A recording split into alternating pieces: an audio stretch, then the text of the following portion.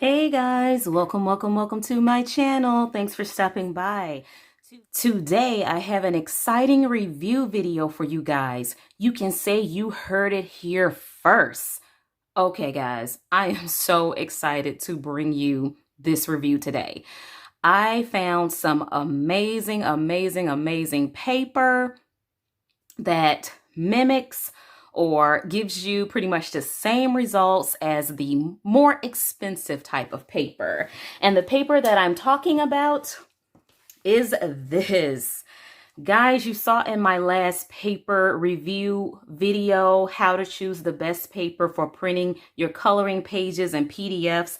And I showed you that I had bought this to try out to see if this was going to be a less expensive version of like the Strathmore Tone Tan paper. And I tried it out, guys, and OMG. We're just gonna have to just jump into what's going on with this paper, guys. Okay, so as you know, if you look on Amazon.com, you will see that the Strathmore Tone Tan paper is very expensive. I think it runs like $12, $13, $14 for like 50 sheets that come in like a tear out folder. And a lot of colorists use this colored paper to print their coloring pages on, and it just makes your coloring pencils pop. It makes your colored pencil work make it more bright and vibrant than if you would have used a lighter color paper like white paper like we usually use. This is cardstock, so it's a very good quality, thick paper. All right, so I tried it. I printed out some coloring pages and I actually colored a page with it, and I'm going to show you that. But before I show you that, I had to go back and get a couple of more packages of this paper.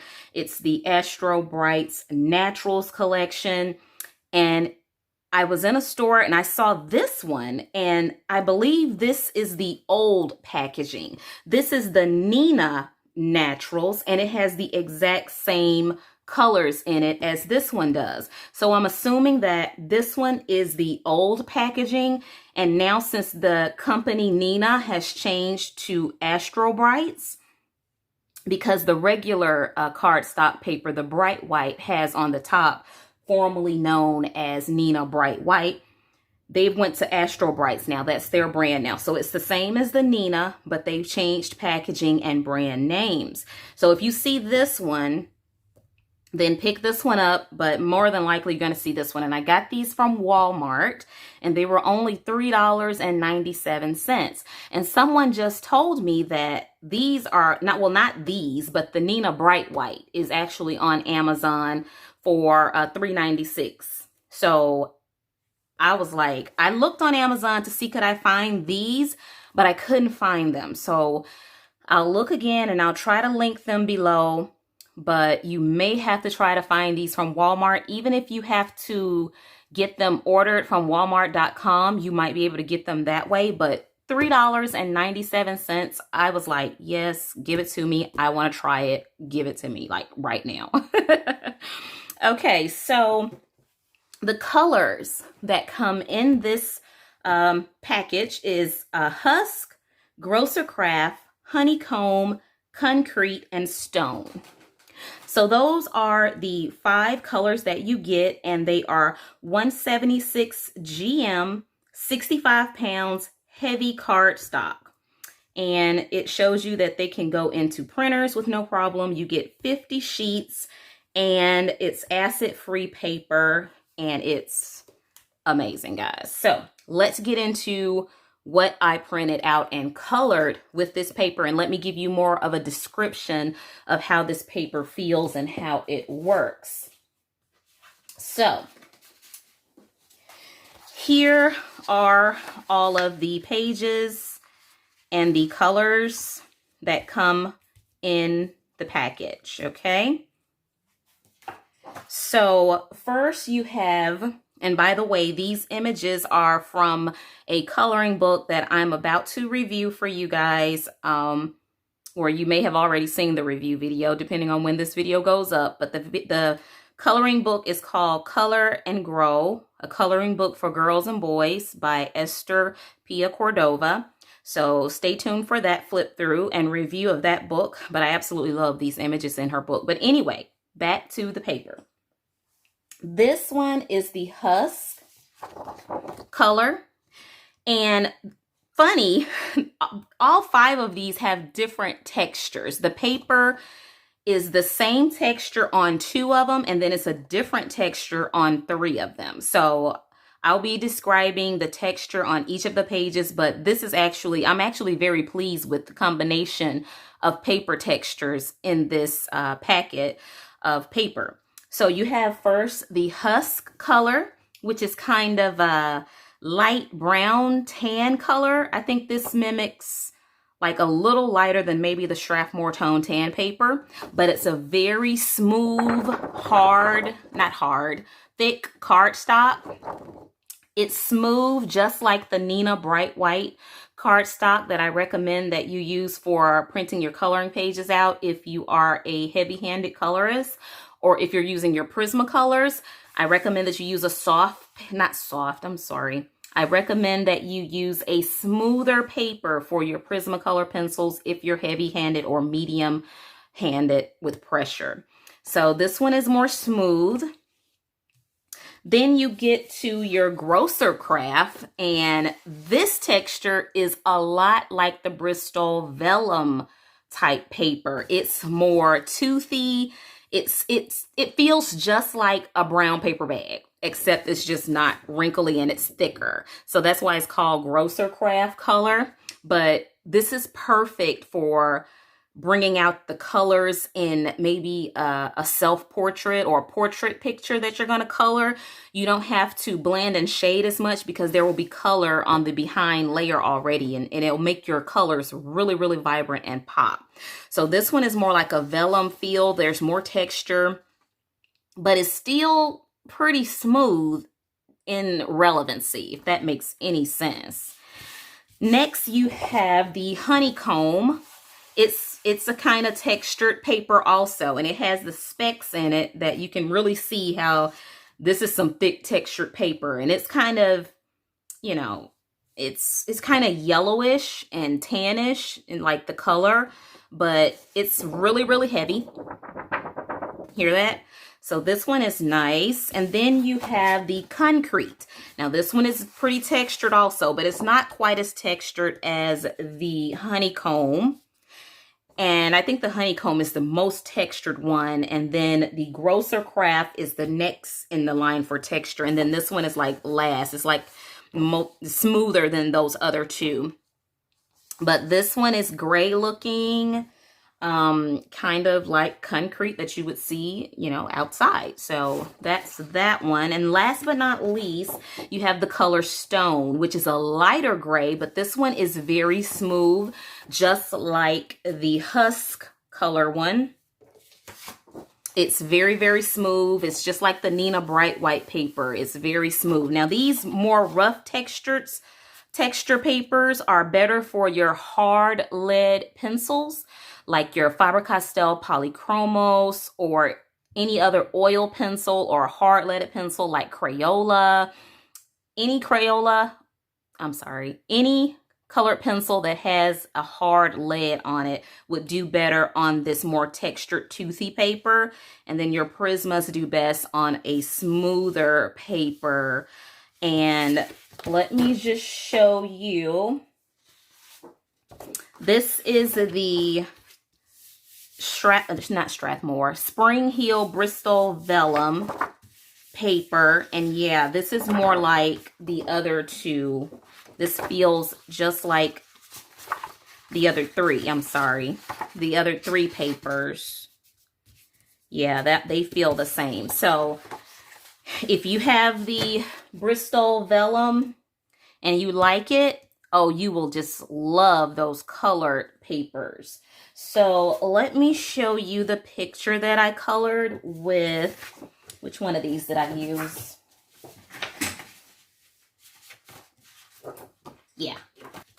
Yes, I used the honeycomb color to print this image out. and color it. And guys, oh my goodness. When I say it made my colors pop, you could see the white. Where I put the white, I actually just used the white pencil, and I colored this using my Shuttle Art pencils. So the Shuttle Art pencils are a little bit harder lead, so they worked excellent on this picture. They colored and they blended like a dream, and the colors just were just so vibrant. They really popped. It was just amazing. And guys, just a little insider tip trick. What's coming up, I did this background with the Koh-i-Noor woodless pencils, but there is a trick that I'm going to reveal to you in another video very, very soon, how I did it and how I got it to look like this. It was so quick, so easy, so amazing, guys. So stay tuned for that. So I finally colored a picture with my new Shuttle Art pencils, and it just turned out so amazing. So now I'm going to do a little bit of a test with you guys on this same type of paper to show you how vibrant your colors are when you use a color paper. Now I'm going to use the Shuttle Art white pencil. And I actually can just do it on the back of this paper instead of running one of my clean sheets of paper. Yes. All right, here we go, guys. Look at that. So, can you imagine putting your white down on, you know, on a picture, on a coloring, and actually be able to see it? Now let's take the Prismacolor white. Oh boy. Prismacolor. You ought to be ashamed of yourself to be that beautiful. Shuttle Art, come on, come on. You can get a little more opaque. Nope, he can't. He can't do it. Prismacolor is killing it. Look at that, guys. Oh my goodness. So that's how vibrant that white will show up with those pencils. Let's go a bit further. Let's try the Castell Art white.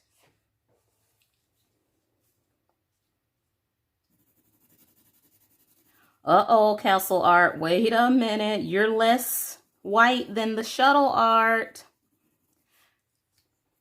Shuttle Art is beating you, white. Wow.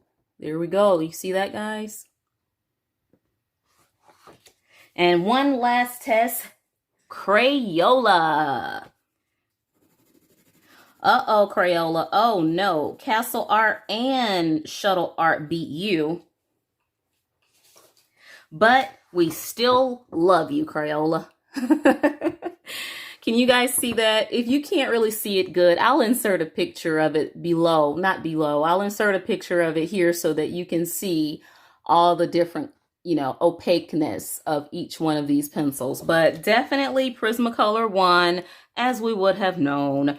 Shuttle Art, you're number 2. You're second in line. And let's see, this was Castell Art, number 3. And Crayola, sorry, you're last. You know what? It'll be cool for us to try a Faber Castell Polychromos. All right, here we go. Let's try our Polychromos white. Oh, Polychromos, you go ahead on, Polychromos. Polychromos is not quite as opaque. Well, no, it's not quite as opaque as the Prismacolor.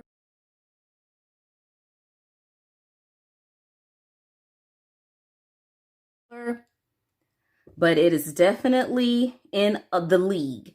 It is definitely second in line. But oh my goodness, that Prismacolor is just bright, flying off the page, bouncing off the page bright. So there we have it. That's how your colors will look on a colored paper. Very bright, very opaque, very beautiful. I mean, it just pops. So I also want to show you that I printed some paper. I printed a coloring page with the cream colored bit that I bought. And that's how this one looks. And like I said, I really like the cream color in Johanna Basford's papers, like in Johanna Basford's books, like in Magical Jungle or Lost Ocean. I kind of like that, you know, cream color instead of having a stark white page. It makes your colors a little more intense. So I printed that one out. And like I showed you, this is the Nina Bright White. So I printed one on that color paper, the bright white. Now I'll show you how the bright white compares to the Pen and Gear or Georgia Pacific type paper, which is like your regular cardstock paper. Here is the difference. This one is more like in between the cream and the Nina Bright White. The regular paper is a little bit different color. It's like in the middle of it, like a little bit, not stark white. So that's what you have. So there you have it, guys. What do you think? Comment below if you have found the paper that rocks your world. I would love to know which one of the cardstocks that you like printing your coloring pages on. Maybe I can try it. And hey, I'm totally not knocking Bristol vellum because, hey, this was pretty much vellum what I colored on here, but I used a harder lead pencil. That's the key. My leads did go down pretty fast when I was using it, but it wasn't as fast as when I was using it with my Prismas, okay? That was scary right there. So guys, please, please, please, please give this video a big old thumbs up. Like this video, share this video. Please consider subscribing to the channel. And I would love for you to join the Dollar Diva family. So hey, ring that bell, guys, so that you can know when I come out with a new video. All right, guys, thank you so much for tuning in. And you have a wonderful, wonderful rest of the day. And as always, happy coloring. Bye.